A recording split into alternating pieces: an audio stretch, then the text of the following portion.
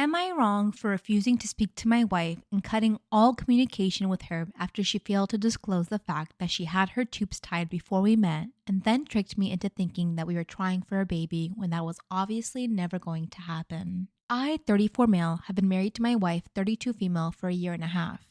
We're both financially stable, and for the past few months, I've been proposing the idea of starting a family. My wife has expressed her lack of desire to ever have children before we got married, but I thought she would eventually change her mind and want to start a family. After suggesting the idea for months, she said that she would be willing to give it a try.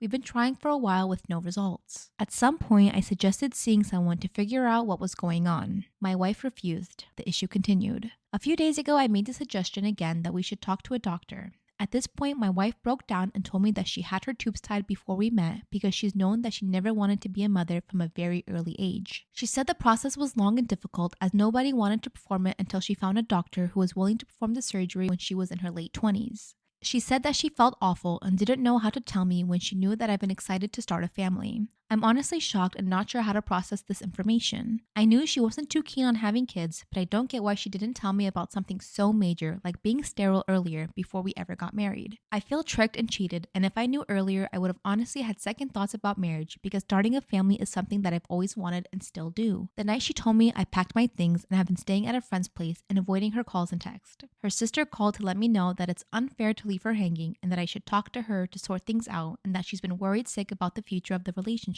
I replied saying that I thought it was unfair that this whole marriage was a lie and she didn't like that very much. Am I the asshole? I just want to take a break for a few months until I can wrap my head around this as I genuinely don't want to talk or interact with her anytime soon.